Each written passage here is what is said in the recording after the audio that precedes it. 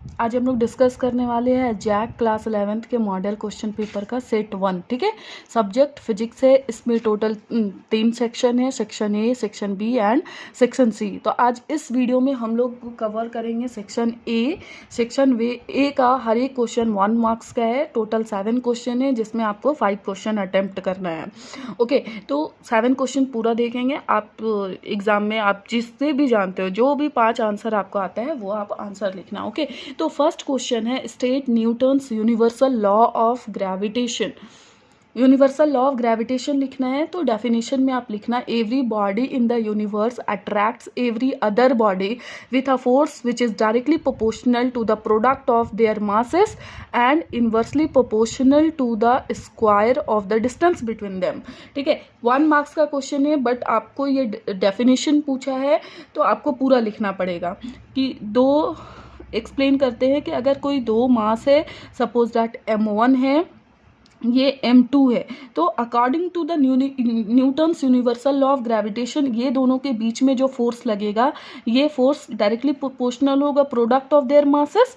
ठीक है, और इन्वर्सली प्रोपोर्शनल होगा square of the distance between them. इसके दोनों के बीच का अगर डिस्टेंस आर है तो वो फोर्स के इन्वर्सली प्रोपोर्शनल होगा। ठीक है, जब ये दोनों को हम लोग कंबाइन करेंगे तो ये हो जाएगा F is directly proportional to m1 m2 by r square. जब डायरेक्टली प्रोपोर्शनल हटाते हैं तो हम लोगों का क्या निकलता है, F इज इक्वल टू एक कांस्टेंट डाला जाता है। यहाँ पे जो कांस्टेंट रहेगा वो कैपिटल G रहेगा। ठीक है, m1 m2 by r square. ठीक है, जी क्या है, ग्रेविटेशनल कांस्टेंट है जिसका वैल्यू होता है 6.67 इंटू 10⁻11। बट क्वेश्चन 1 मार्क्स का है तो उतना लिखने का कोई ज़रूरत नहीं है, लेकिन हाँ फॉर्मूला और डेफिनेशन तो आपको लिखना पड़ेगा। ओके, नेक्स्ट क्वेश्चन में आते हैं, right the difference between small G and capital G. Capital G and small G में क्या अंतर है। ठीक है, तो कैपिटल जी एक कांस्टेंट है, जी इज यूनिवर्सल ग्रेविटेशनल कांस्टेंट। ठीक है, और ये जी है वो एक्सेलरेशन ड्यू टू ग्रेविटी है। ठीक है, कैपिटल जी का वैल्यू होता है 6.67 into 10⁻11 Newton metre square per kg square, और ये स्मॉल जी का है 9.8 मीटर पर सेकेंड स्क्वायर। ये ब्रैकेट में लिखा हुआ है अप्रॉक्स। मतलब क्या हुआ कि अप्रॉक्स मतलब जी का वैल्यू ना कांस्टेंट नहीं है, ये वेरी करता है प्लेस टू प्लेस। अर्थ में भी डिफरेंट प्लेस में डिफरेंट वैल्यू होगा, लेकिन मतलब एक अप्रॉक्सीमेटली हम लोग मान के चलते हैं 9.8 मीटर पर सेकेंड स्क्वायर। ठीक है, और मून में अगर जाएंगे तो इसका क्या हो जाएगा, डिफरेंट वैल्यू हो जाएगा। मतलब ये कांस्टेंट नहीं है। ये क्या है, it's value remains constant everywhere, it's value varies from place to place and it is a scalar quantity, it is a vector quantity. अगर ये 2 मार्क्स 3 मार्क्स 5 मार्क्स का क्वेश्चन आ रहा है तो आप इसमें लिख देना unit for g is newton metre square per kg square and metre per second square. आप एक या दो भी डिफरेंस याद रखते हैं तो it's okay to write for 1 marks. Okay, next question number 3 है, write the types of stress. यहाँ पे स्ट्रेस का टाइप्स लिखना है। ये इलास्टिसिटी चैप्टर का है, mechanical properties of solid.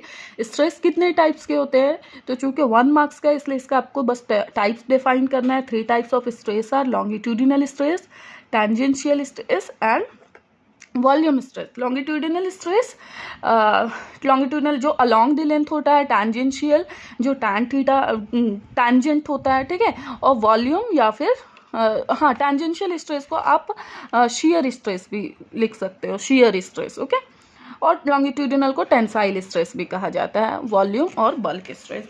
Question 4 है, why rain drops are spherical in shape. Rain drops हमेशा स्फीयर क्यों होता है, ठीक है, क्योंकि because sphere have least surface area. सबसे कम सरफेस एरिया कौन सा शेप लेता है, वो स्फीयर लेता है। एंड हाईएस्ट सरफेस टेंशन, उसका सरफेस टेंशन भी हाई होता है। आप डायरेक्टली लिख सकते हो due to high surface tension. अगर ये 5 मार्क्स का या 3 मार्क्स का क्वेश्चन रहता तो ये हम लोग डिटेल में लिखते हैं कि इसमें कोहेसिव फोर्स ज़्यादा होता है as compared to adhesive force. तो ये 1 मार्क्स में लिखने का ज़रूरत नहीं है, आप बस लिख लेना कि due to highest surface tension. Okay. Question number 5 है what is the difference between isothermal and adiabatic process. Isothermal process, adiabatic process divide करेंगे। आइसोथर्मल क्या हो रहा है, आइसो मतलब होता है सेम, थर्मल मतलब टेम्परेचर। इस नाम से ही आपको याद रखना, isothermal that means temperature will be constant, temperature remains constant, but in adiabatic process temperature is not constant, यहाँ हीट कांस्टेंट रहेगा, एडियाबेटिक में हीट कांस्टेंट रहेगा। सो temperature remains constant in adiabatic process, heat remains constant. Heat transfer can be observed, isothermal में हम लोग heat का transfer होता हुआ देख सकते हैं, हीट ट्रांसफर हो सकता है, but in adiabatic process there is a no heat transfer. Okay, next है question number 6। Give an example of periodic motion which is not oscillatory. एक ऐसा एग्जाम्पल देना है जो पीरियोडिक मोशन तो हो लेकिन ऑसिलेटरी मोशन ना हो, ऑसिलेट ना कर रहा हो इस तरह से, ठीक है। तो क्या हो सकता है, ये इसका बेस्ट एग्जाम्पल, पहले कहते किसको, पीरियोडिक मोशन जो क्या कर रहा हो, टाइम के साथ अपना पोजीशन चेंज कर रहा हो, ठीक है। तो इसका बेस्ट एग्जांपल ये होगा कि जो सर्कुलर मोशन भी हो, ठीक है। तो सर्कुलर मोशन में क्या हो सकता है, the motion of a planet around the sun, या फिर आप कह सकते हो the motion of the second arm in the clock, ठीक है, या फिर बोल सकते हो the motion of electron around the nucleus. मतलब आपको एग्जाम्पल इसमें लिखना है सर्कुलर मोशन का। ओके, नेक्स्ट क्वेश्चन है question number 7। What is transverse wave, divine transverse wave. अब ट्रांसवर्स वेव क्या होता है, अ transverse wave is a wave in which particles moves perpendicular to the direction of wave propagation. मतलब wave का propagation और particles का propagation दोनों क्या है, एक दूसरे के परपेंडिकुलर हो। जैसे लॉन्गिट्यूडिनल वेव में डायरेक्शन ऑफ वेव भी, डायरेक्शन ऑफ वेव इधर चलता है और पार्टिकल्स का डायरेक्शन भी इधर चलता है। लेकिन इस पर क्या हो रहा है, आप इसको ना इस तरह से कंसीडर कर सकते हो कि कोई रस्सी बंधा हुआ है दो पोल में, आप उसको ऐसे करके नीचे करके ऑसिलेट कराओ तो क्या होगा, पार्टिकल्स क्या होगा, ऊपर नीचे मूव करेंगे, लेकिन वेव का प्रोपगेशन क्या होगा, along the perpendicular to that particles direction. Okay, so ये होगा ट्रांसवर्स वेव का एग्जाम्पल। आई होप कि आपको समझ में आया होगा। ओके, नेक्स्ट क्लास में, नेक्स्ट वीडियो में हम लोग करेंगे इसी सेट 1 का सेक्शन बी।